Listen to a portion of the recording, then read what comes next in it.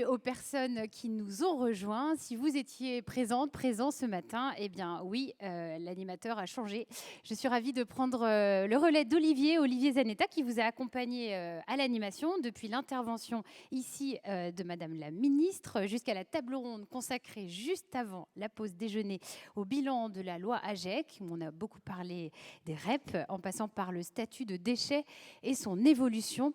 Voilà le menu de ce qui a animé ce lieu depuis le début de cette journée, car cette 18e édition des Assises des déchets, comme les précédentes, c'est bien le lieu choisi pour faire émerger des solutions, en réunissant vous, l'ensemble des acteurs liés de près à cette vaste question des déchets, en regardant avec les bonnes jumelles, comme nous l'invite à faire, comme cette image nous invite à le faire, en regardant plus loin que leur réduction, en questionnant tous nos modes de consommation, en analysant les cycles de vie, en observant les conditionnements, on en a aussi parlé. La liste est longue et la tâche presque toujours aussi vaste, plus de 30 ans après la première édition des Assises des déchets. Alors ici, à Nantes, en ce jeudi après-midi, à l'occasion de cette édition 2024, concentrée, avant de retrouver un rythme biennal, ce sera à partir de 2026, sur 2 jours. On poursuit donc les échanges autour de 2 ateliers, des temps interactifs comme ce matin qui vont mêler l'apport des intervenants qu'on va accueillir dans quelques instants et bien sûr vos questions, vos commentaires. Donc vous connaissez le numéro, mais je vous le redonne si vous venez de nous rejoindre, 06 44 64 65 04 pour recueillir vos questions par SMS. Et bien sûr, on le fera aussi en vrai parce que c'est aussi sympa quand on est en présentiel de le faire. On prendra aussi le temps de donner la parole à un modérateur qui permettra de reformuler toutes les questions dans ce flot. Mais d'abord, eh bien, je suis ravie de vous présenter les intervenants qui ont accepté de croiser leurs regards et surtout leurs expériences sur ce grand sujet high-tech et déchets. Je les invite à me rejoindre, à commencer par David Bénet, qui est le président de Resale Component. Si vous ne savez pas de quoi il s'agit, vous le découvrirez dans quelques instants. Manuel Burnand, directeur général de Federec. Il a copiloté cet atelier aux côtés du directeur adjoint à l'économie circulaire de l'ADEME, Raphaël Guastavi, que vous découvrirez dans la deuxième table ronde. On est ravis d'avoir avec nous Marjorie Darcet. Elle est cofondatrice et PDG de l'IXO. Et si vous étiez présente à la dernière édition des Assises, bien normalement vous devriez la reconnaître puisqu'elle a fait partie des personnes qui sont intervenues sur cette scène. Bienvenue à Erwan Fanja, coordinateur technique du service sobriété numérique au sein de l'ADEME. Et puis Domiti Prévost est également avec nous, ingénieur IA pour le climat au sein d'Equimetrix. On va mettre bien sûr des réalités derrière tous ces mots que je viens de vous donner et tous ces noms. Mais d'abord, Manuel Burnand, donc, qui est le directeur général de Federec, Fédération professionnelle des entreprises du recyclage. C'est une structure qui réunit 1300 entreprises adhérentes représentant le monde de la collecte, du tri, du recyclage ou de la valorisation matière, des déchets industriels et des déchets ménagers. Et puis on parle aussi commercialisation des matières premières issues du recyclage.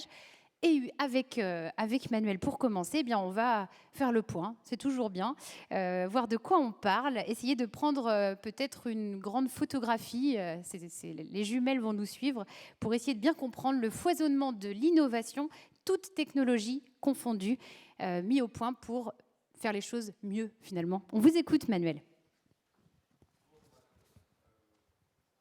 Micro fonctionne, oui, voilà. C'est mieux.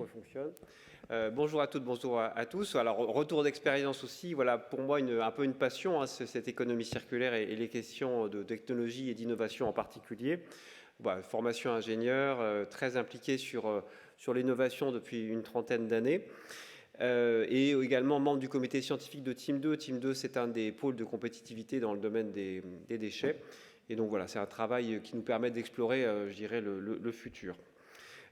Concernant Federec, c'est une tradition, hein, l'innovation, à travers une commission qui existe depuis une quinzaine d'années, commission prospective innovation. Donc on a exploré différentes thématiques et le dernier cycle, c'était autour justement de l'intelligence artificielle. Et puis en 2019, on a eu l'occasion de monter des trophées de l'innovation avec une remise de prix à Bercy autour de 3 thèmes, académiques, technologiques et numériques. Voilà, donc là on parlait de foisonnement, donc l'idée c'était de dire aussi, sans faire de publicité en particulier, qu'on avait déjà dans notre écosystème un certain nombre d'adhérents partenaires. Federex, c'est des adhérents actifs qui recyclent, qui ont des outils de machines, qui gèrent des installations classées, et c'est également une soixantaine de partenaires dans différents registres. Ça peut être aussi bien dans le domaine de la finance que de la lutte contre la protection de l'incendie, et c'est évoqué ici sur la boîte à outils du risque. Donc tout ça pour dire que le sujet de l'innovation est dans notre écosystème d'ores et déjà, mais on a voulu, s'agrandir un petit peu, et donc on s'est lancé depuis voilà, une petite année sur un état des lieux de ce foisonnement, justement. Alors, il n'est pas exhaustif. On a essayé de le sectoriser parce que voilà, on voit bien qu'il y a des choses autour de la chimie, du réemploi, des procédés de recyclage, la traçabilité, l'innovation. Et donc voilà, on a essayé de le représenter pour dire, on était sur un de nos congrès dans les Émirats arabes il y a quelques années au niveau mondial, et il y avait un panorama, c'était 311 entreprises qui avaient été ciblées donc au niveau mondial. Et donc voilà, on est un secteur, le traitement des déchets, effectivement extrêmement dynamique sur le sujet. Voilà, donc on a distingué d'un côté les startups, de l'autre côté les entreprises innovantes. Alors c'est pas tout à fait pareil, et puis de start-up ça passe à entreprises innovantes. Voilà, c'est juste pour vous illustrer un petit peu de manière, en se tentant un classement, de poser un peu ce cadre. On continue peut-être pour vraiment comprendre et avec des exemples. Alors, des exemples, et c'était aussi pour rebondir sur l'intervention d'Agnès Pannier-Runacher ce matin. On pointait la question des batteries lithium, et on a un vrai défi collectif sur ces batteries. On identifie à peu près 200 chimies de batteries différentes, et si on veut pouvoir faire quelque chose de la black mass, il faut arriver à les traiter famille par famille. Donc vous imaginez la complexité. Et on voit régulièrement de l'innovation qui arrive. Donc ça veut dire que le secteur du recyclage va devoir s'adapter sur ce sujet-là. Et donc voilà, j'ai voulu pointer, deux acteurs sur ce sujet des batteries. Donc MTB, qui est traditionnellement connu pour plutôt le traitement des câbles, qui est une entreprise française, très développée au niveau international, numéro 1 aux États-Unis, ce qu'ils me racontaient. J'étais chez eux là, cette semaine, au Japon, en Russie également. Et donc, ils sont attaqués à ce sujet des batteries lithium, avec toute l'expérience qu'ils ont du traitement des déchets.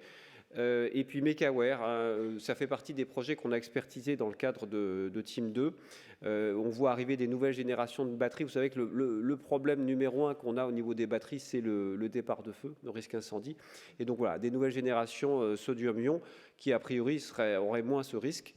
Et puis voilà, pour donner un autre exemple, Steinert, qui est bien connu et qui s'est développé ces dernières années sur le traitement des fines, puisqu'on a commencé par le plus simple, et puis le plus complexe, c'est justement ces fractions de plus petite taille, de manière à aller toujours plus loin dans la valorisation des déchets. Voilà.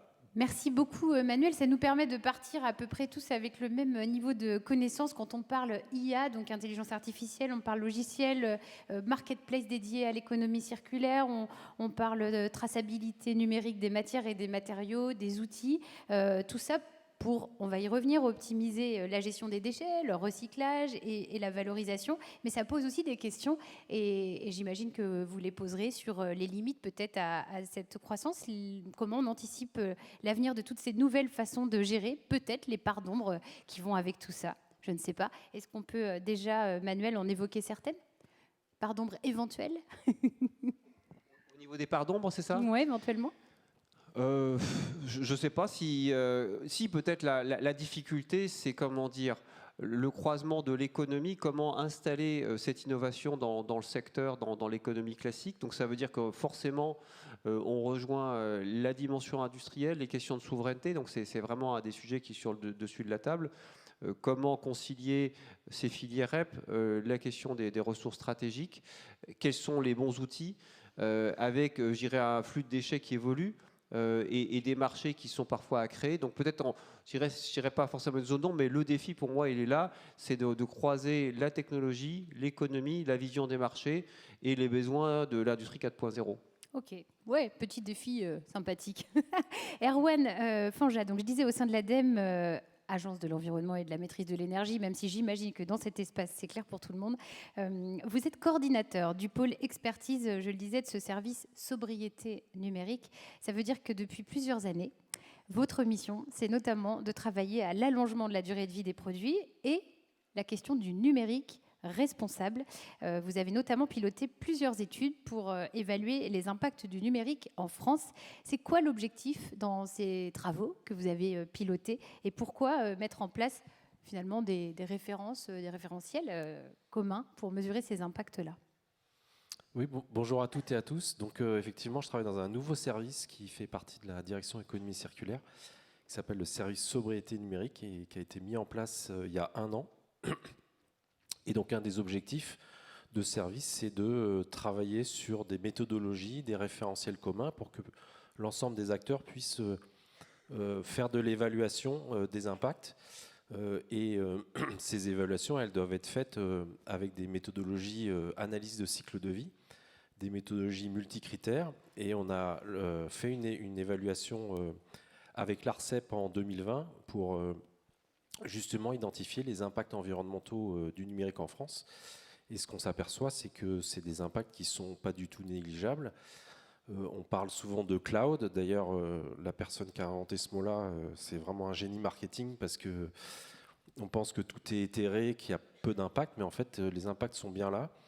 Sur la fabrication des équipements, sur les réseaux, il faut transporter toutes les données, et sur les centres de données, puisqu'il y a énormément de données à héberger, de calculs à faire. Et donc ces impacts, c'est 17 millions de tonnes équivalent CO2. C'est l'équivalent de l'ensemble du secteur des déchets. Donc on est quand même sur un secteur qui a des impacts, voilà, c'est 2,5% de l'empreinte carbone nationale et c'est aussi 10% de la consommation électrique française qui est liée à nos usages du numérique. Et puis il y a la question aussi des métaux et de l'épuisement des ressources. Ça a été évoqué ce matin par Madame la Ministre, mais on va retrouver beaucoup de métaux stratégiques dans ces équipements. Dans un smartphone, on retrouve une 50aine de métaux, avec toutes les questions de souveraineté, puisque ces métaux sont souvent extraits dans un très petit nombre de pays, et notamment la Chine. Et donc toutes les questions de souveraineté qui se posent, et Madame la Ministre en a parlé ce matin. C'est des sujets extrêmement importants au niveau européen, au niveau français. Alors, est-ce qu'on peut imaginer que les avantages sont supérieurs aux conséquences qu'on vient d'évoquer, quand même, malgré tout? Alors, ça, c'est la deuxième étape. C'est encore plus compliqué dans l'évaluation des impacts environnementaux. Ce que j'ai oublié de dire aussi, c'est que on a fait dans ce travail un exercice prospectif à 2030 et à 2050, et on s'aperçoit que c'est un secteur économique avec des impacts environnementaux en croissance très importante, contrairement à l'ensemble des secteurs économiques en France. La plupart des secteurs économiques, l'industrie, le transport, va se décarboner. Le numérique, non. On va multiplier par 3 d'ici 2050 l'empreinte carbone. Et encore, c'était en 2020, on n'a pas pris en compte les impacts de l'IA et de l'intelligence artificielle. Et par exemple, des acteurs comme Google ou Microsoft ont annoncé cet été qu'ils revenaient sur tous leurs engagements climatiques parce qu'avec l'arrivée de l'IA, ils seront incapables de les tenir. Et Google a fait plus 30% de consommation électrique en 1 an à cause de ces nouvelles technos. Alors, d'un autre côté, le numérique a aussi des vertus. C'est toute l'ambivalence du sujet. Exactement, va permettre de décarboner d'autres secteurs économiques. Mais toute la difficulté est d'aller pouvoir évaluer. Pour l'instant, il n'y a pas beaucoup d'études robustes et solides sur ce sujet-là. Nous, à l'ADEME, on vient de lancer une étude justement pour évaluer les impacts complets, donc les impacts directs, les impacts indirects, mais aussi les effets rebonds, de cas d'usage de solutions numériques qui décarbonent d'autres secteurs. Donc on a identifié une trentaine de secteurs, dont quelques secteurs sur la gestion des déchets, des secteurs sur les collectivités aussi, par exemple l'éclairage public, le télétravail ou, voilà, ou la gestion des fuites d'eau. Et sur ces 30 cas d'usage, on va aller faire des ACV, donc des analyses de cycle de vie complètes sur 6 cas d'usage, et on aura une évaluation extrêmement solide des effets directs. Donc ça, c'est finalement assez simple, on sait faire. Évaluer l'impact des solutions numériques, on sait faire, on l'a déjà fait. Des effets indirects, ça c'est déjà plus compliqué, c'est-à-dire quels gains environnementaux va permettre la solution numérique. Et puis aussi, parce que ça revient souvent avec ces solutions numériques, c'est les effets rebonds.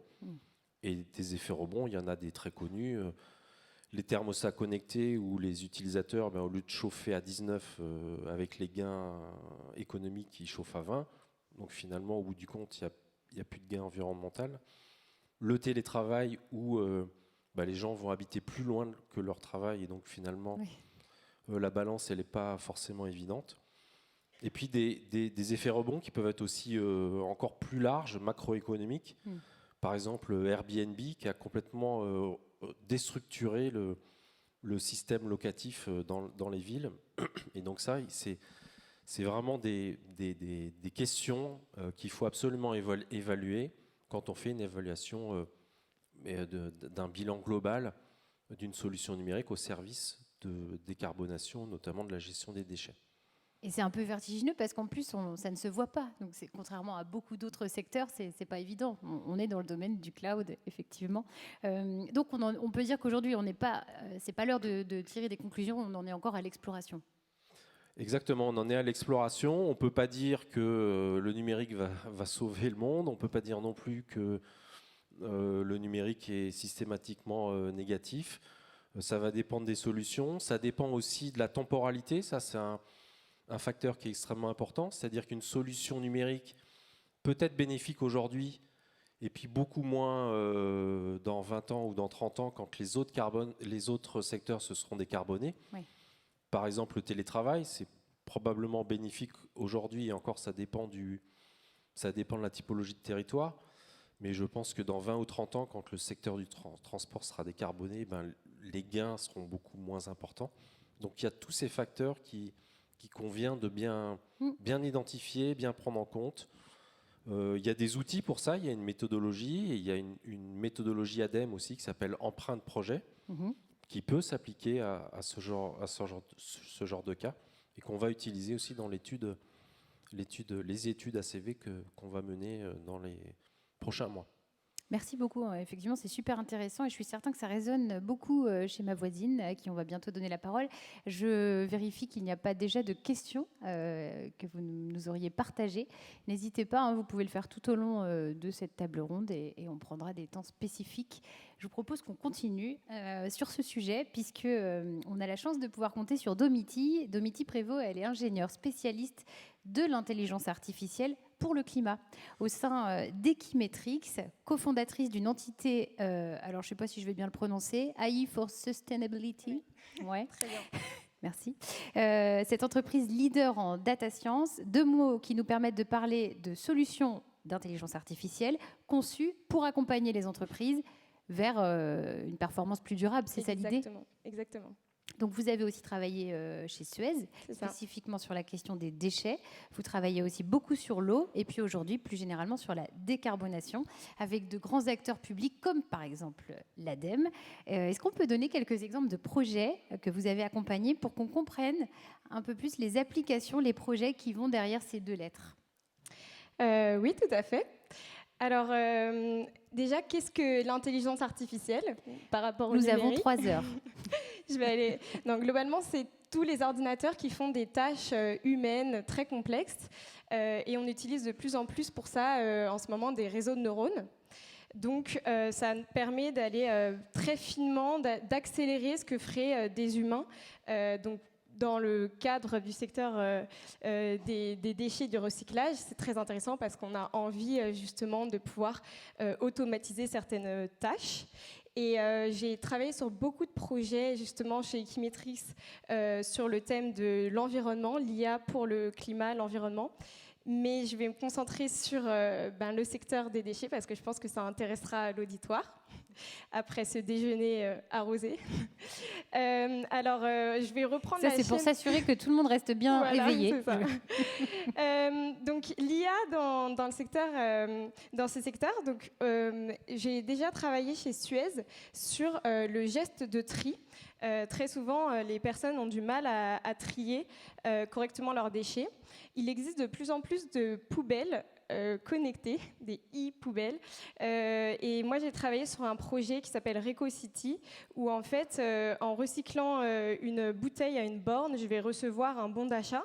En fait, ça permet de faire des apports volontaires et la poubelle, en fait, elle va déterminer si ce que j'ai amené, c'est bien une bouteille en plastique ou un autre déchet. Donc, en fait, dès le geste de tri, on voit aussi sur des campus des poubelles où en fait je mets un déchet quelconque et elle va le mettre dans le bon bac. Et en fait, l'intelligence artificielle peut automatiser certaines décisions humaines et donc améliorer la pureté des flux des déchets. Donc ça, C'est hyper concret. C'est hyper concret et c'est un beau projet et je pense que vous verrez de plus en plus de E-poubelles. e-poubelles, de poubelles connectées. Ensuite, sur le flux et la logistique des déchets, l'intelligence artificielle et tous les algorithmes de gestion de flotte et optimisation des routes permettent déjà, donc moi je sais parce que je travaille sur des algorithmes comme cela à Suez, de mieux diriger les déchets vers les bons centres de traitement en fonction de la saturation des centres de traitement et donc de réduire concrètement les saturations, les déchets qui vont être mis en décharge, enfouis au lieu d'être incinérés, etc. Et ça se fait sur quelle échelle administrative ou géographique parce que Par exemple, chez Suez, le projet sur lequel je travaillais s'appelle Westflow et c'était sur l'ensemble de la France. Donc ça permettait d'aller router les camions vers les bons centres. Donc en fait, l'intelligence artificielle, ça permet au niveau de grandes organisations d'optimiser les opérations et donc de réduire le gaspillage. Et je trouve que ce projet avait vraiment un impact positif. Et c'est quelque chose que je voudrais dire aussi, Erwan. Je sais que l'intelligence artificielle est très questionnée. Ça induit énormément de déchets électroniques. Comme vous le savez, ils sont très difficiles à revaloriser. En revanche, moi, je suis convaincue que pour les applications qui sont vraiment industrielles, ce n'est pas trop le sujet. L'intelligence artificielle, pour moi, elle est vraiment positive. Elle permet vraiment d'optimiser les industries. Pour moi, le sujet, il est plus sur l'intelligence artificielle au service du citoyen, les voitures autonomes, l'accumulation de smartphones, un certain nombre par exemple, je croise des utilisations pour des clients qui veulent faire des e-toilettes ou des choses comme ça, qui sont vraiment inutiles. Moi, je dirais que pour l'usage industriel, c'est quoi vraiment... les e-toilettes? Alors, les e-toilettes, le principe, c'est que le toilette détecte automatiquement quand est-ce que vous avez fini et tire la chasse au bon moment. Ça fait très peur. Voilà. Donc, Okay. pour moi, le sujet, il est plus sur le sujet de Ça, c'est pour être sûr que tout le monde est bien réveillé. Merci. C'est ça. Pour moi, le sujet de l'intelligence artificielle, il est, je dirais, pour être très franche, dans l'industrie, allez-y, parce que ça peut vraiment...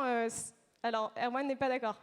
Mais pour moi, s'il y a bien un usage qui est intéressant, c'est de l'optimisation des processus, etc. Et je vois beaucoup plus, en tout cas dans ce que je croise comme cas d'usage, je vois beaucoup plus de gâchis dans l'utilisation du citoyen à travers des applications qui ne servent vraiment à rien du tout. Alors oui, Erwan. En fait, non, c'est pas que je suis pas d'accord, c'est que moi je modérerais un peu ça, et notamment le cas de l'industrie, c'est un très très bon cas, et notamment le cas de l'industrie lourde.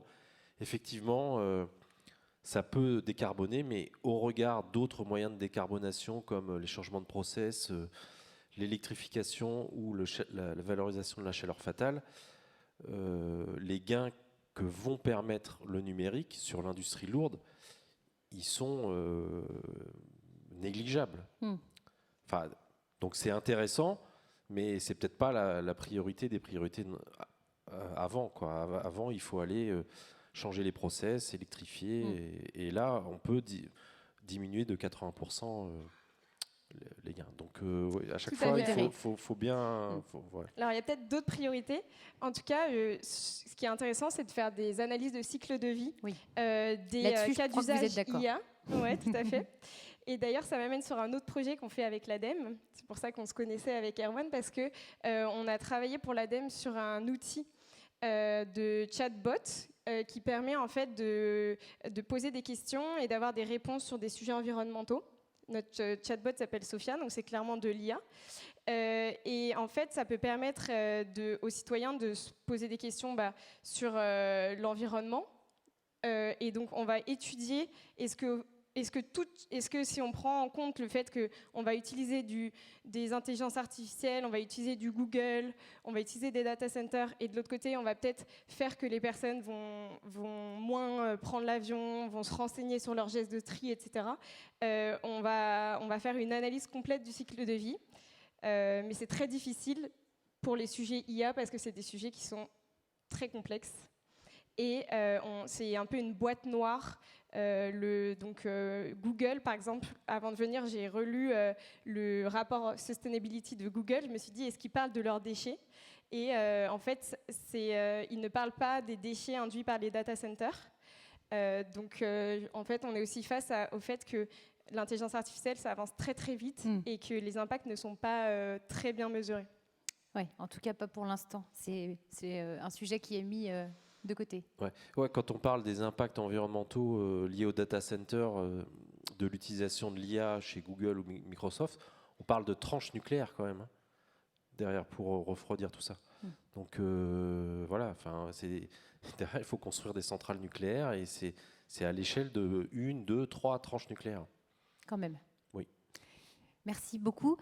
Pour terminer, juste, est-ce qu'on considère que ça permet d'éclairer, de prendre de meilleures décisions ? Enfin voilà, on a compris que c'était pas très tranché, mais qu'il fallait ajuster. C'est ça, exactement. Finalement, c'est un équilibre ténu. Moi, je dirais qu'il y a quand même beaucoup de bons usages de ces outils, mais il faut essayer d'une manière ou d'une autre de peser les pour et les contre sur le plan environnemental et sur le plan des effets rebonds et des effets indirects liés à ces projets. Merci beaucoup. Je vous propose qu'on fasse déjà une mini-pause pour échanger, prendre vos questions. Je sais qu'il y en a plusieurs qui sont arrivées. Quel apport de l'intelligence artificielle dans le développement de techniques de tri automatisé chez les opérateurs de traitement des déchets ? Y a-t-il encore des besoins de développement technologique et sur quelle matière, par exemple ?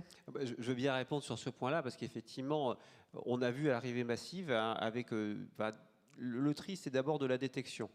Donc ça veut dire qu'il faut lire le déchet et c'est vrai qu'on a vu arriver d'abord des techniques d'analyse de tri optique, de tri de forme, de tri par couleur, de tri par rayon X. Et donc ça, c'est des évolutions qui sont récentes. Là-dessus, on rajoute la vitesse de calcul qui permet d'aller plus vite sur le choix. Et derrière, il y a l'éjection. Et donc effectivement, maintenant, on a des robots qui s'enseignent les uns des autres avec des bases de données qui se constituent à toute vitesse. Et voilà, donc ça, effectivement, c'est un développement majeur qui est extrêmement positif pour le secteur, qui concourt à sa productivité, tout à fait. Et je suis certaine que Marjorie a quelque chose à dire, évidemment, puisque c'est le cœur de l'IXO. Oui, alors vous m'avez vu venir. On a commencé, nous, à travailler sur les sujets de tri avec certains des acteurs de la salle, d'ailleurs. Et on s'est assez vite rendu compte aussi des plafonds de verre de l'intelligence artificielle, plus particulièrement quand on utilise certains types d'images, notamment le spectre visible. Le spectre visible ne permet pas de faire la distinction entre certains types de matières, plus particulièrement les polymères. Donc faire la distinction entre du PP et du PE sur un tapis qui va à 2 mètres secondes.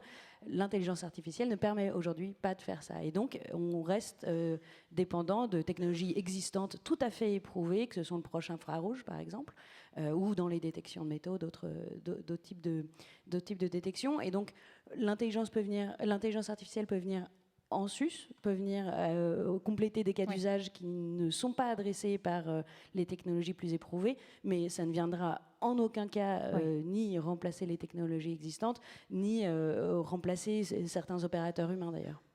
Merci. On reviendra tout à l'heure un peu plus précisément sur ce que vous faites. Que faire quand on sait qu'avec la baisse de la production électrique nucléaire qui ne produit pas de CO2, il y a augmentation des centrales à charbon? On commence à rentrer dans la quadrature du cercle.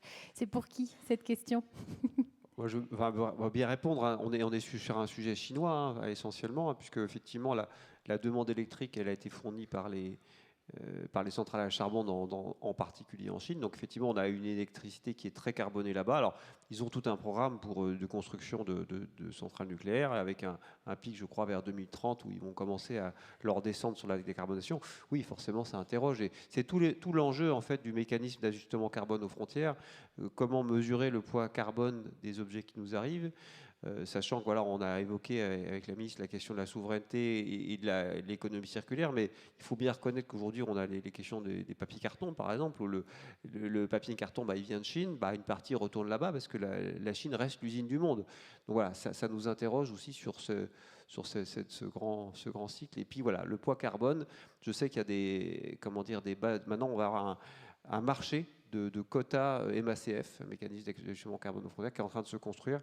Et puis on va voir comment on joue avec ça et comment on le contrôle. Enfin, c'est un vrai défi. Je pense qu'on aura besoin du numérique et de l'intelligence artificielle là-dessus. Vous l'avez dit très vite, MACF, mécanisme d'ajustement carbone aux frontières. L'idée, grosso modo, c'est de dire pour accéder au marché européen, il faut avoir les mêmes vertus que l'Europe. Enfin, l'Europe, se présente comme étant très verte, très vertueuse là-dedans. Maintenant, on sait que côté Chine, États-Unis, c'est pas forcément toujours le cas. Voilà, c'est un peu le deal.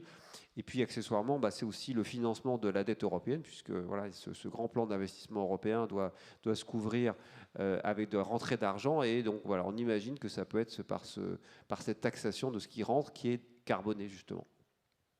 Merci. Erwan. Ouais, peut-être pour compléter, puis répondre aussi à la question sur la low-tech. Alors, on va la lire pour les personnes qui ne la connaissent pas. C'est un commentaire, peut-être même. Revenons à la low-tech, qui ne veut pas dire no-tech, c'est précisé entre parenthèses. Les machines et l'IA ne remplaceront pas la sensibilisation des citoyens aux gestes de tri. Oui, exactement. Tout ça pour dire qu'il y a des moyens qui existent, hein, l'éco-conception. Quand on a fait l'évaluation prospective à 2030 et 2050, on a regardé des scénarios alternatifs avec des mesures d'éco-conception généralisées ou des mesures de sobriété numérique. Si on met en place de l'éco-conception assez généralisée sur le numérique, on va stabiliser les émissions. Et si on met en place, en plus de ça, des mesures de sobriété numérique, on va les diminuer. Donc on sait comment faire. Il faut allonger la durée d'usage des équipements parce que 80% de l'impact il est lié à ça. On a des moyens, mais la question de la sobriété du low-tech, elle est effectivement centrale aussi dans ce questionnement, la sensibilisation des citoyens. Il faut s'interroger systématiquement sur le besoin et c'est un peu ça la sobriété. Et on y reviendra d'ailleurs tout à l'heure. Je fais une bande-annonce pour la table ronde suivante. Vous souhaitiez, Domiti, compléter quelque chose peut-être sur ce commentaire? Oui, je trouve ça très intéressant. En fait, je pense que souvent, il faut faire les deux à la fois. Donc, je pense que, par exemple, l'ADEME, vous avez sorti un site qui s'appelle « Que faire de mes déchets ?» qui permet à chacun d'aller sur Internet et de taper n'importe quel déchet et vous lui dites comment le trier. Et ça répond à un vrai besoin, au-delà d'être sensibilisé aux gestes de tri. C'est extrêmement dur de savoir comment trier. Donc, et Que faire de mes déchets nous a demandé, à nous qui faisons des algos, est-ce qu'on pourrait les aider à traiter des phrases, des personnes qui posent des questions. Et donc l'IA lui dit, écoute, faut le laver, le yaourt. En fait, le yaourt enlève bien l'opercule, etc. Et en fait, je suis d'accord que c'est pas du low-tech, mais je pense qu'il ne faut pas non plus se priver à court terme de solutions qui permettent, in fine, d'améliorer le tri. Et après, je dirais aussi que c'est couplé à juste des affiches et des solutions low-tech. Et dernière remarque, il y a après la question de l'appauvrissement intellectuel et des personnes. C'est-à-dire que quand on fait de l'IA, on ne veut pas que les personnes ne sachent plus réfléchir par elles-mêmes à comment trier. C'est très important qu'on reste éduqué et qu'on soit toujours, qu'on ait quand même envie d'apprendre. On ne veut pas juste que quelqu'un nous dise dans quel couvercle mettre notre yaourt mais que les citoyens aient vraiment compris pourquoi un yaourt c'est différent d'un autre déchet. Et donc, je dirais que c'est intéressant d'utiliser l'IA. Je ne pense pas qu'il faille s'en priver parce que je ne pense pas que les impacts soient démesurés par rapport à d'autres solutions. Je pense qu'il faut coupler les solutions. Et ça répond presque à la question qui est arrivée entre-temps. Je la lis parce qu'elle est pour vous aussi, Domiti. Ne pensez-vous pas, enfin je suppose, que certaines innovations comme les e-poubelles vont à l'encontre des économies de ressources? Cela va encore consommer des métaux. Il faut aller vers la sobriété et passer par la sensibilisation des citoyens. Oui, alors tout à fait. Mais en fait, pour moi, dans tous ces débats, il faut parler ordre de grandeur. C'est vraiment ça les exercices à faire. Donc, en fait, on ne doit pas accepter les solutions digitales comme s'il n'y avait pas d'impact. Ce serait vraiment aller droit dans le mur parce qu'on sait que c'est un des seuls secteurs qui explose en termes de consommation mondiale. Cependant, je pense qu'il faut se dire, OK, je réduis vraiment concrètement, analyse du cycle de vie. Je vais permettre d'économiser combien de tonnes de déchets, je vais en produire combien, je vais permettre d'économiser combien d'énergie dans le centre de traitement, etc. Et faire un bilan pour choisir projet par projet. Donc, je ne pense pas qu'il faille tirer des conclusions avant de calculer vraiment les choses. Mesurer, calculer. Oui, c'est ça. Merci beaucoup. Alors, il y a un commentaire qui va être une parfaite transition pour donner la parole à Marjorie et à David. On appelle IA des automatismes et des algorithmes utilisés depuis très, très longtemps. Et il y a 3 points d'exclamation. Eh bien, on va vérifier ça en donnant la parole à 2 personnes qui mettent au point des outils d'éclairage. On retrouve donc Lixo et Resale Component. Lixo, cofondé et dirigé depuis 2019 par Marjorie Darcet. Resale Component, une idée qui a pris forme dans la vallée de l'Arve, c'est en Haute-Savoie, en 2017, grâce à son président, David Bénet, pour optimiser le recyclage des D3E, les déchets d'équipements électriques et électroniques, par un démantèlement robotisé à l'aide de capteurs optiques. Et on parle surtout, je crois, de box Internet. Est-ce qu'on peut, avec chacun, un peu débroussailler pour comprendre ce que vous faites, comment vous le faites, et est-ce que ça fait très très longtemps que tout ça, ça existe finalement? Alors, bonjour. Donc chez nous, chez Resale Component, on fait du reconditionnement de composants électroniques. Donc on va extraire les composants électroniques qui sont sur vos appareils usagés ou obsolètes, des appareils que vous avez tous chez vous, principalement aujourd'hui sur notre activité, qui sont les box et les décodeurs TV. Donc aujourd'hui, on utilise la robotique et l'IA pour ces process-là. Pour démanteler les box, donc on utilise la robotique qui est couplée à l'IA, qui va nous donner la présence ou pas de certains composants sur les produits. Et l'IA va aussi nous aider à définir les parcours d'usinage pour extraire les composants, pour les découper. Ça, c'est une partie du process. Et ensuite, l'IA nous sert aussi à trier les composants, parce qu'on trouve une multitude de composants au même emplacement sur une carte électronique qui ne sont pas du même fabricant. Donc l'IA va nous les trier et nous les séparer pour pouvoir les recycler après sur différents process. Donc ces process-là sont liés à la robotique et à l'IA aujourd'hui sur des grosses séries.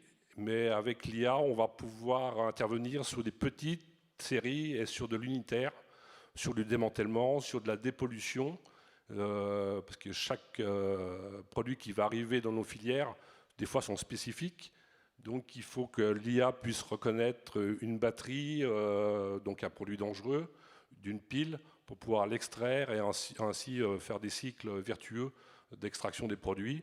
Et aussi faire des fractions, je dirais, homogènes de produits après opération. Voilà à quoi on travaille aujourd'hui, c'est Resale Component, et en sachant que l'IA va apporter aussi beaucoup d'innovation dans ces process-là pour pouvoir reconnaître les composants de valeur, savoir si on les extrait ou on ne les extrait pas, et même faire du test in situ sur le produit pour savoir s'il est fonctionnel ou pas. Donc ça, c'est les évolutions sur lesquelles on travaille aujourd'hui et qui vont donner aussi un cercle, je me répète, de très vertueux sur ces produits-là dans les années qui viennent. Qu'est-ce qui fait qu'un jour, vous avez eu cette idée-là et voilà, pourquoi le faire de cette façon-là? Ça, c'est lié à mon parcours atypique. J'ai fait des études en mécanique automatisme. Et après, j'étais négociant en composants électroniques. Je suis tombé dans le recyclage des 3E, mais purement matière.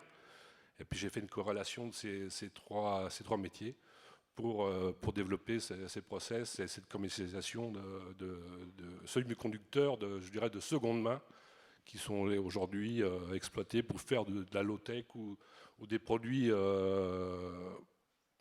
moindre coût pour nos clients, qui sont des industriels européens, mais principalement aujourd'hui chinois et asiatiques. Est-ce que vous êtes nombreux à faire ça? Non. Je suis aujourd'hui le seul à faire cette extraction-là. Mais mes concurrents aujourd'hui sont, je dirais, c'est la Malaisie, ou des produits où la main-d'œuvre est low cost, où on trouve des gens qui vont faire de l'exportation illégale de produits pour extraire les composants. Nous, on a une énorme ICPE et on fait ça en France, donc pour répondre aux critères environnementaux et puis pour pouvoir donner une seconde valeur à ces produits-là, ce qui permet aussi de valoriser au mieux aussi les déchets, du fait qu'on ne raisonne pas que sur la matière, on travaille sur le réemploi des pièces détachées. Merci beaucoup. On va découvrir ce que fait l'IXO avant de répondre aux questions et puis d'échanger. Marjorie, donc depuis 2019. Oui, et on parlera après de la définition d'intelligence artificielle et de est-ce que c'est vraiment de l'intelligence et est-ce que c'est vraiment artificiel? C'est peut-être ni l'un ni l'autre. Et avant ça, donc, ouais, l'IXO, c'est une start-up qui développe des solutions d'analyse de flux de déchets. Et donc, on mentionnait tout à l'heure le tri. Nous, on intervient une étape avant sur la partie collecte. En fait, on équipe les camions de petits capteurs qui nous permettent d'analyser les flux de déchets au fur et à mesure de ce qui sont collectés. Donc, on travaille à la fois sur les déchets ménagers et sur les déchets des entreprises et capable de détecter à la fois les flux de papier, carton, biodéchets, OMR. Et l'idée est en fait triple. La première, c'est de prévenir les risques. Donc de détecter les objets dangereux au moment de la collecte. Il y a des collectivités dans la salle, donc je pense qu'elles sont sensibles à certains problèmes, notamment le protoxyde d'azote, qui sont des bouteilles de gaz qui se retrouvent de plus en plus dans les poubelles de déchets ménagers et qui posent des énormes problèmes, notamment aux exutoires d'incinération. Il y a ensuite l'optimisation des routes en temps réel, donc en fonction de la qualité du flux qu'on collecte, on est capable de pouvoir rerouter les bennes. Là, c'est un peu lié à ce qu'on évoquait tout à l'heure. Exactement. Et puis le troisième point, qui est plutôt pour reboucler avec des questions qui faisaient un petit peu la distinction entre l'intelligence artificielle et la sensibilisation de l'individu au geste de tri, précisément en étant capable de cartographier la qualité du tri à l'échelle d'un territoire, d'identifier les zones de contamination, d'identifier les zones à sensibiliser plus précisément. On accompagne nos clients, donc les collectivités territoriales en premier lieu, pour bien cibler ces campagnes de communication, de sensibilisation, que ce soit par des ambassadeurs du tri ou par tout autre moyen que ce soit. Donc on essaye vraiment d'allier la sensibilisation de l'individu et les technologies qu'on veut. Et là, je rejoins tout à fait le message qui était envoyé, en évitant le high-tech pour le high-tech. Oui, parce que le message dit c'est un peu facile d'appeler IA tous les progrès techniques, mais ça donne un effet magique, voire obscur, qui inspire de la défiance. Attention. Exactement. Et ça, j'en suis... je pense que tous autant qu'on est, on en est conscient, en tout cas chez nous. L'idée est vraiment pas d'utiliser de l'intelligence artificielle pour en utiliser. Il faut vraiment que ce soit utilisé à bon escient. C'est pour ça que la prévention des risques, pour le coup, il n'y a vraiment pas d'autre moyen que de le faire, que d'utiliser des solutions qui sont capables de faire du temps réel. Les caractérisations manuelles permettent pas de faire ce genre de choses-là, mais je rejoins tout à fait ça. L'idée, et je reviens aussi du coup sur la critique qui était faite sur les poubelles intelligentes. Bah oui, de même qu'on n'a vraisemblablement pas vocation à avoir des toilettes intelligentes, on n'a vraisemblablement pas non plus intérêt à avoir des e-poubelles chez chacun d'entre nous. Pour des points de rassemblement, ça peut avoir du sens. Pour de l'éducation, ça peut avoir du sens, mais à l'échelle d'un territoire, à l'échelle de 70 millions de consommateurs, c'est vraisemblablement pas le cas.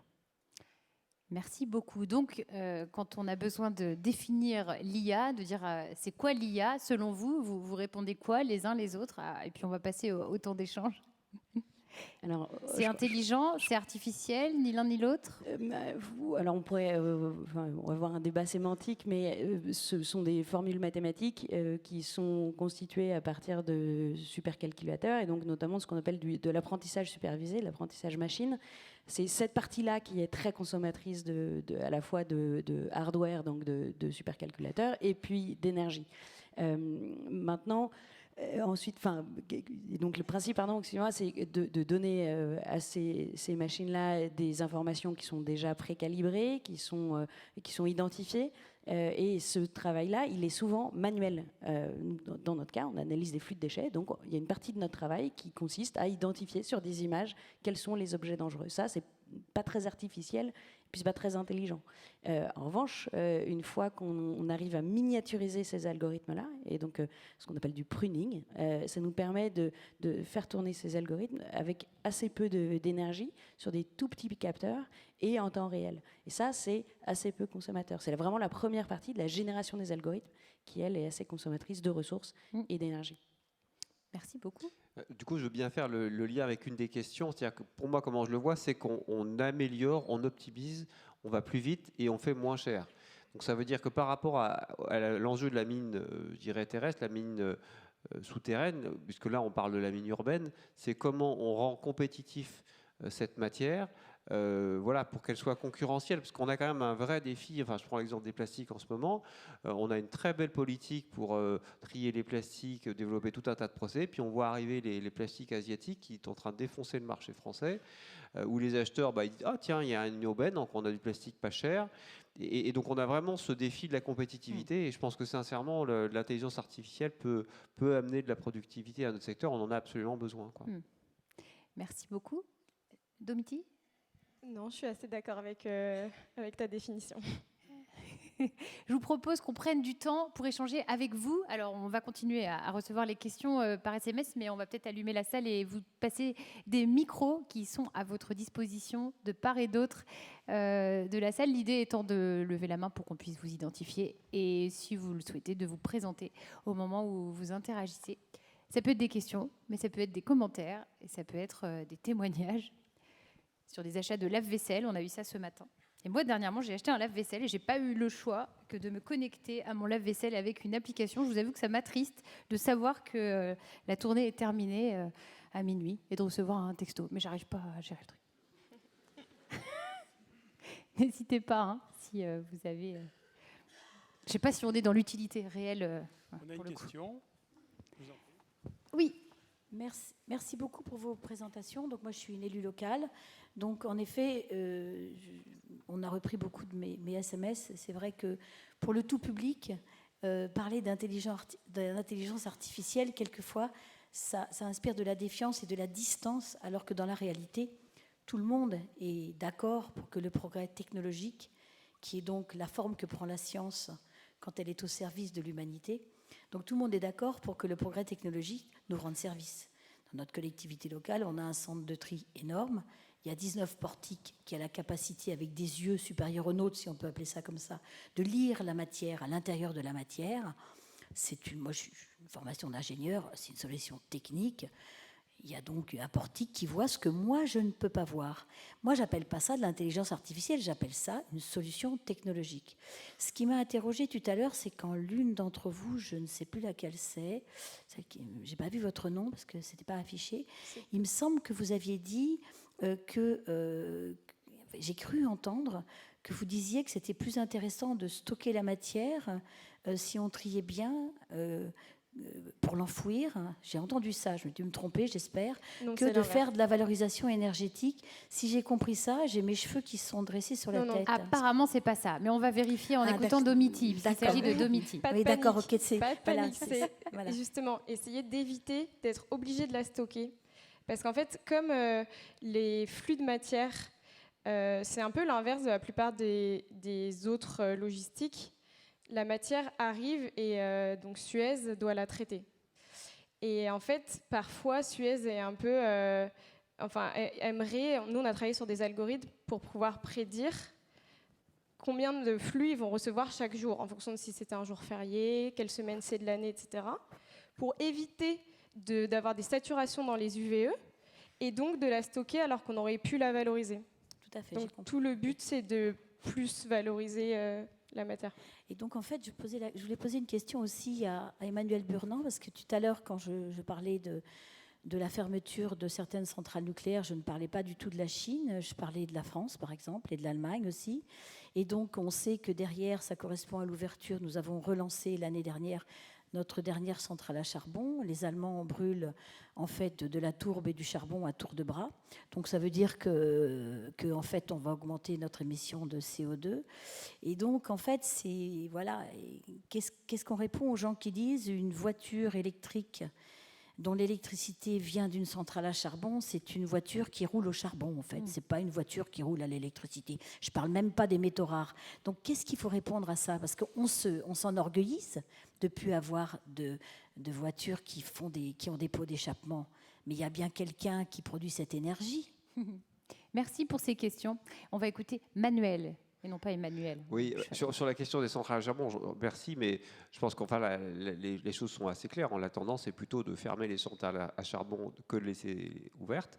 De mémoire, mais je pense que c'est dans la presse, c'est qu'il y a eu un temps, effectivement, un moment difficile où voilà, il y avait beaucoup de centrales qui étaient en maintenance, il y a beaucoup de programmes de nouvelles centrales électriques. Et il y a eu un entre-deux, ou peut-être sur des moments où il faisait froid, nécessité de rouvrir certaines centrales à charbon. Mais voilà, ça reste pour moi anecdotique. Enfin, c'est pas la trajectoire que prend l'Europe, ni la France, ni l'Allemagne sur les centrales à charbon, me semble-t-il. Merci beaucoup. Y a-t-il... Oui, je vous vois. Bonjour. Oui, Bonjour. Gérard Robron, pôle déchets économie circulaire, région des Pays de la Loire. Je voulais venir sur les produits connectés. Autant effectivement les solutions techniques sur des grands gisements, sur ce que vous avez dit par rapport à la collecte des déchets, par exemple, ça me paraît être assez pertinent. Je m'interroge vraiment sur tout ce qui est objet connecté, que ce soit poubelle connectée ou autre, route connectée aussi, par exemple. Parce que quand on est ensuite dans le recyclage, la réutilisation, ça pose quand même des gros problèmes, je pense, pour les opérateurs ensuite. Donc, quand on fait l'analyse de cycle de vie, effectivement, les avantages dans l'utilisation par rapport à ce qu'elle peut nous faire économiser éventuellement en énergie ou autre, il faut aussi prendre en compte la fin de vie de cela qui va poser des problèmes et qui permettra peut-être pas ou difficilement de faire le recyclage de ces objets connectés. Je souscris, c'est quelque chose plutôt qu'on subit, c'est-à-dire clairement, on parlait des cartes de vœux là, qui font de la musique, etc., et éventuellement des petites batteries lithium, des choses qui ne sont pas du tout sympathiques. Quand on voit les chaussures des gamins là, qui clignotent, qui font de la lumière, etc., quand on voit effectivement les vêtements connectés, on prend un peu peur. Donc voilà, pour l'instant, nous, c'est quelque chose qu'on subit, sur lesquels on essaie de s'adapter. Il y a un énorme enjeu sur la filière textile. Vous savez qu'on est à peu près à 30% de taux de collecte. C'est une industrie qui va devoir se réformer complètement puisqu'elle est massivement orientée vers le réemploi en dehors de France et voire d'Europe. Et donc, il faut arriver à réinternaliser et en même temps gérer la complexité, faire émerger le recyclage chimique sur les textiles synthétiques et faire face à ces enjeux de piles qu'on va avoir. Donc effectivement, c'est une vraie préoccupation. Il va falloir que, je dirais, les éco-organismes nous accompagnent là-dedans, que globalement, ce soit un travail collectif et voilà, à un moment donné, peut-être qu'on aura raison de revenir en arrière sur cette complexité, sur ce toujours plus moderne, peut-être revenir à un peu plus de simplicité, standardiser. On a ce sujet sur les emballages. Les agents de marketing ont plein d'idées sur les nouvelles résines, les nouvelles couleurs, etc. On parlait du PET avec de l'oxyde de titane sur les bouteilles de lait. Voilà, à un moment donné, il faudra qu'on se calme peut-être. C'est un vrai sujet. Oui, vous voulez tous parler, mais on va prendre le temps. Je crois que David était le premier. Ensuite, oui, pour rajouter sur les objets connectés, effectivement, je pense que le recyclage va être une problématique parce que tous ces objets connectés, en général, sont équipés d'une batterie.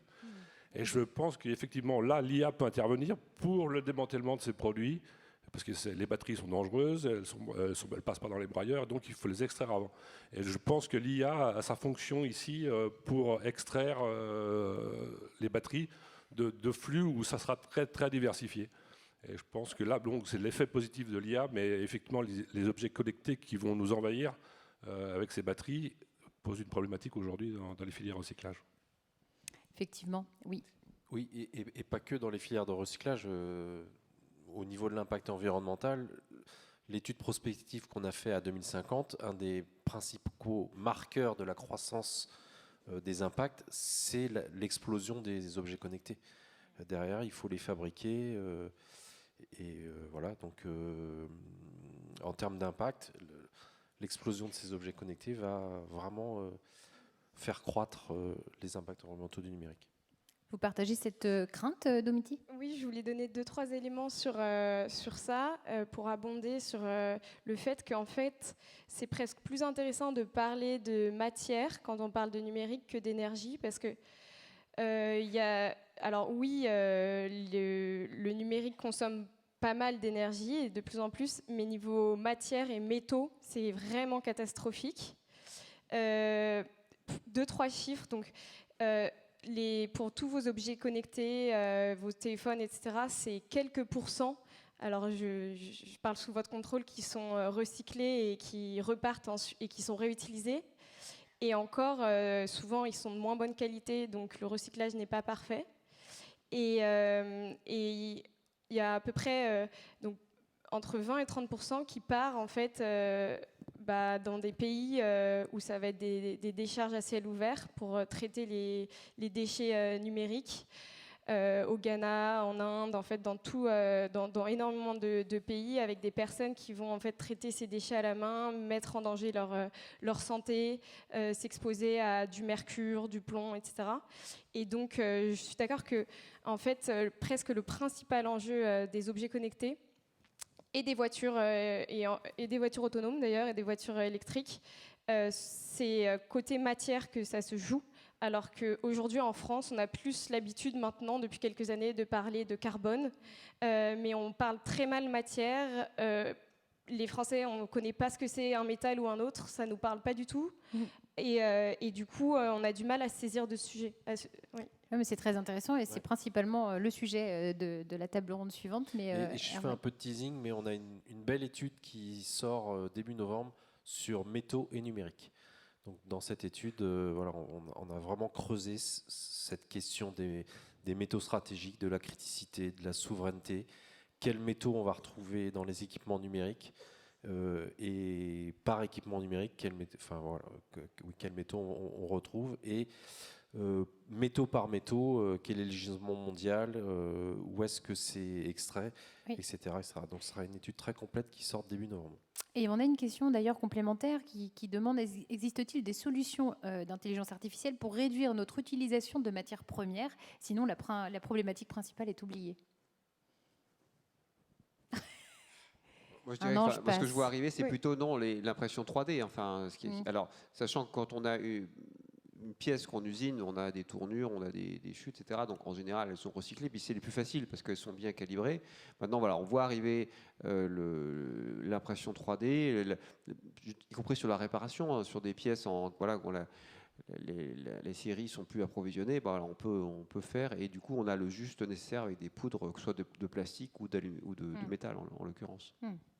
Je pense que ça rejoint ce que j'essayais d'exprimer, qu'au final, sur les peu d'usages de l'intelligence artificielle, des intelligences artificielles, donc de tous ces nouveaux algorithmes basés sur des réseaux de neurones, sur des peu d'usages qui sont vraiment utiles, je pense qu'il y en a quand même dans les processus de fabrication et dans les opérations. Moi, j'ai travaillé sur plusieurs projets qui visent à en fait, réduire les coûts, mais quand on réduit les coûts, souvent en fait, on réduit le gâchis d'énergie et de matière. Par exemple, j'ai travaillé récemment sur un projet pour Unique Heritage Media. Bon, c'est des producteurs de magazines. On prédit les ventes de magazines par kiosque relais dans toute la France. Et du coup, on a réduit de 30% leur production de déchets, ce qui évite de gâcher des magazines. Bon, c'est tout bête, mais en fait, la data science en général permet quand même de trouver du gras dans les opérations et donc de gagner parfois du CO2 ou du gâchis. L'intelligence artificielle peut-elle être utilisée pour innover sur les emballages, économes en matière, consommables, réutilisables? Est-ce qu'il y a des expériences intéressantes dans ce domaine? Déjà, nous, on a défini une méthode. C'est-à-dire qu'en fait, on a travaillé dans le cadre du comité stratégique de la filière déchets sur tout ce qui est recyclabilité. On a défini une matrice sur c'est quoi un produit recyclable. Voilà. Après ça, l'intelligence, pourquoi pas, dans le principe, si on peut faire les calculs plus vite, aider les ingénieurs. Mais déjà, il fallait se mettre d'accord sur les critères. Donc, c'est un travail collectif. On a fait une expérience avec la filière textile, justement, qui était demandeur. Et puis, c'est une des dispositions de la loi Climat Résilience, c'est que le metteur en marché puisse communiquer sur la recyclabilité. De la même manière que, voilà, on a les étiquettes sur les logements, etc., avec les différentes ABCD. Je pense que voilà, c'est aussi à venir pour éclairer le citoyen consommateur dans son acte d'achat, quel est son impact, et puis essayer de simplifier le sujet. Oui, peut-être juste un mot sur faire des meilleurs emballages. En fait, déjà, le meilleur emballage à usage unique, c'est celui qui n'existe pas. Celui qui n'est pas là. On peut le répéter, ça fait pas de mal.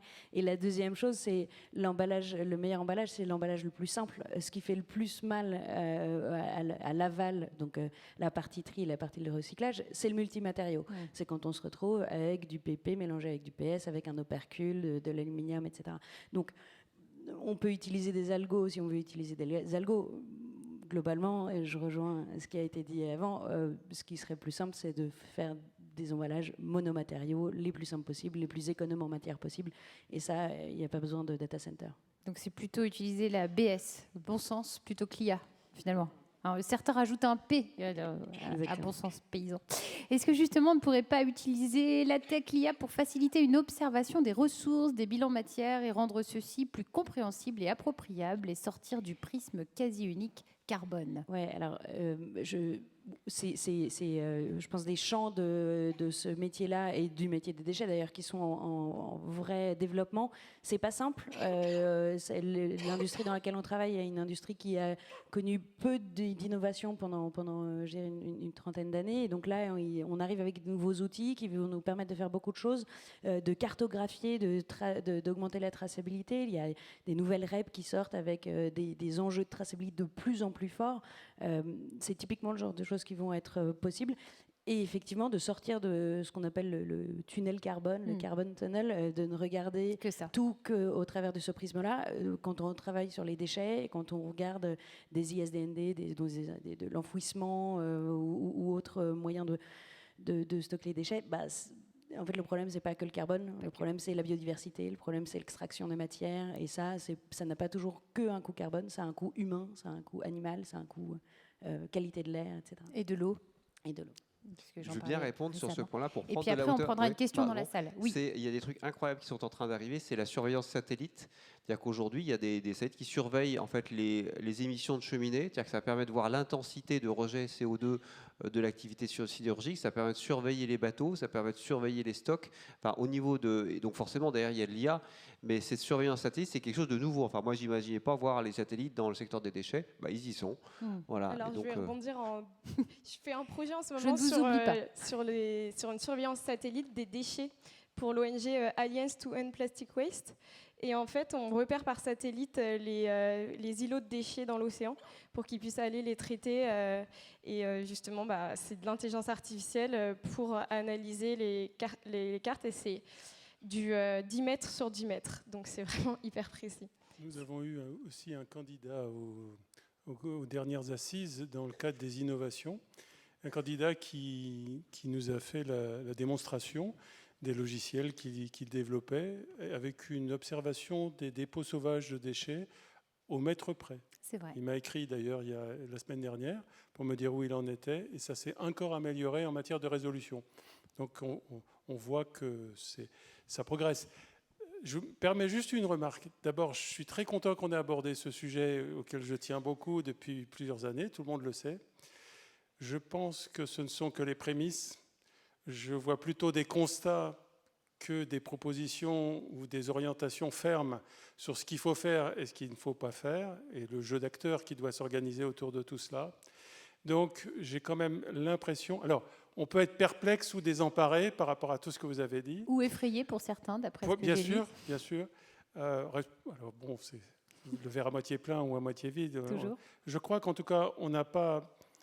Pour rebondir sur ce qui a été dit ce matin, On reverra ce sujet dans les années futures. J'y tiens, il faut y porter une véritable attention, vu les impacts qui ont été chiffrés dès le départ et qui ne feront qu'augmenter. Il faut rester très très humble aussi et qu'on arrive à des choix qui soient évalués. C'était aussi dans la thématique de ce matin, et j'y tiens aussi beaucoup pour l'avenir, c'est-à-dire que tous ces nouveaux outils, comme toutes les nouvelles politiques environnementales, j'allais dire, au moins pour l'environnement, soient évalués, mais de manière efficace, à la fois en termes de modèle économique. Mais ça ne sera pas difficile, parce que si on fait du recyclage comme monsieur, il a son modèle économique et il a intérêt à ce qu'il soit équilibré pour que sa boutique perdure dans les années qui viennent. Mais pour les autres sujets, on voit qu'il y a des mouvements financiers aussi, et il faudra vérifier cet équilibre financier. Et la résorption de notre dette écologique, sans reprendre les termes de politique qui ont été évoqués cette semaine, qui, à mon sens, ne fait que s'amplifier avec ce que vous avez dit sur cette consommation électrique associée au high-tech et au numérique. Voilà, je voulais juste faire cette remarque-là. Donc, vraisemblablement, c'est même pratiquement sûr, je pense que ça sera une thématique récurrente des assises sur lesquelles il faudra revenir, comme on a eu des thématiques récurrentes sur l'énergie avec les déchets. Elle serait peut-être un petit peu moins prégnante et celle-là prendra de l'ampleur.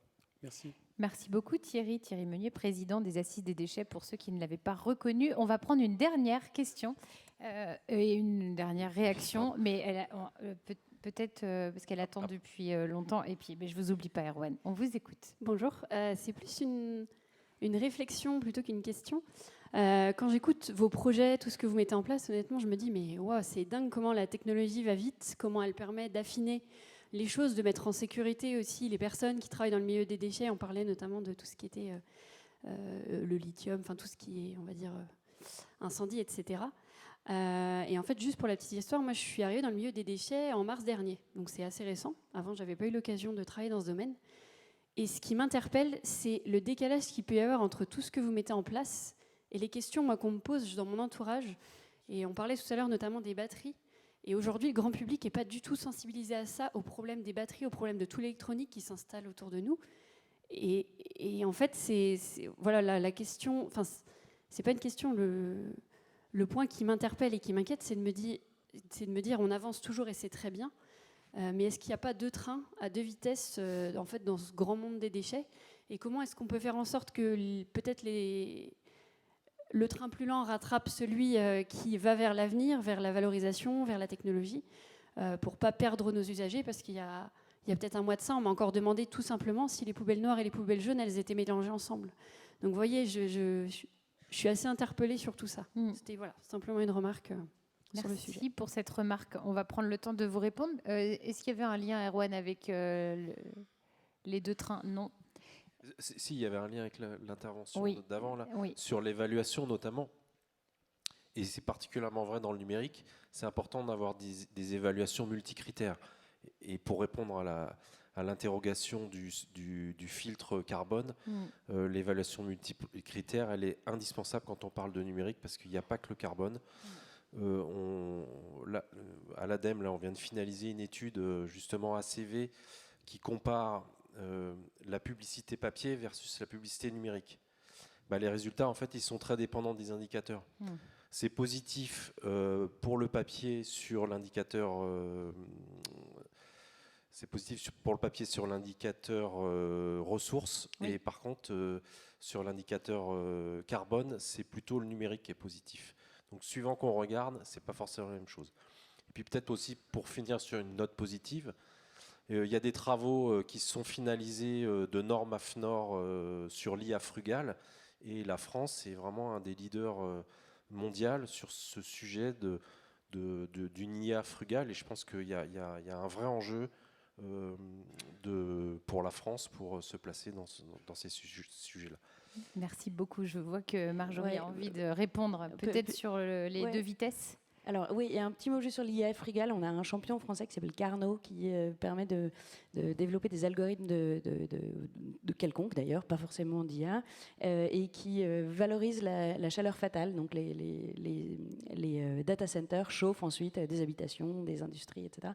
Effectivement, la France est capable de faire émerger ce genre d'innovation et c'est chouette. Pour revenir sur la question des 2 trains, alors bon, chacun son combat. Je pense que autant qu'on est autour de cette table, on a plutôt choisi l'aval de la chaîne, donc la partie échelle industrielle, ce qui ne veut pas dire que la sensibilisation du grand public n'est pas nécessaire, mais à mon échelle, mon humble échelle, je pense que je peux évangéliser autour de moi, je pense qu'on le fait chacun autour de nous, mais on n'est pas régulateur, on n'est pas non plus metteur en marché, et donc il y a une sorte de limite à ce qu'on peut faire à nos échelles, mais je suis d'accord, il y a évidemment une sorte de dichotomie entre ce qu'on essaye de faire nous et puis une partie du public qui est encore extrêmement peu sensibilisée. Il y a eu plein d'enjeux, hein. Il y a eu des extensions de consignes de tri qui ont mis du temps à être mises en place, avec du coup l'impression que quand on partait en vacances, c'était pas les mêmes consignes que quand on était à la maison. C'est plus le cas, mais ça prend du temps à rentrer dans les têtes. Merci, oui. Oui, je veux bien répondre sur l'intervention là, sur la sensibilisation. On y souscrit tout à fait. Frédéric, on a travaillé avec le Sénat sur une PPL, une proposition de loi autour des batteries, puisque effectivement le risque incendie, enfin nous, pour faire une conférence de presse il y a quelques temps, on parle de bombes incendiaires, juste pour marquer les esprits, c'est la réalité. C'est-à-dire qu'aujourd'hui, on a dit des bombes incendiaires partout, dans tous les flux de déchets, enfin nos sites en regorgent, on a un vrai problème. Et donc, dans ce sens-là, voilà, on pousse, nous, cette proposition pour qu'effectivement, il y ait une meilleure communication au niveau du grand public. Alors, il y a le geste de tri, et puis simplement les précautions. Enfin, on travaille avec les pompiers depuis plusieurs années. Il y a des gens, ils branchent leur appareil, c'est pas forcément le bon chargeur, le truc, il prend feu, la trottinette, elle met le feu à l'appartement. Donc, voilà, excusez-moi, on joue avec le feu hein, sur ces sujets-là. Donc, effectivement... sobriété, réflexion. On a un projet avec Team 2 qui s'appelle le projet Déclic pour essayer de repérer les batteries lithium dans les flux de déchets. C'est pas simple. Hein. C'est pas simple. On essaie d'extrapoler les technologies des aéroports. Là, quand on vous scanne votre valise là, pour voir si on peut transposer au secteur des déchets, voilà, on a quand même des challenges devant nous et on aura besoin aussi de la puissance publique et des éco-organismes pour essayer d'anticiper et puis de faire face quand l'incendie est là et qu'on détruit des unités industrielles. Ça, malheureusement, il y a des départs de feu tous les jours et des incendies toutes les semaines. Sujet brûlant. Moi aussi, hein, je me permets. En tout cas, on mesure à quel point il sera l'objet d'autres échanges. Et pour l'instant, on va respecter le timing puisqu'il nous reste des échanges passionnants, vous allez le voir. Remercier chaleureusement les intervenants pour cette table ronde très intéressante. Merci beaucoup.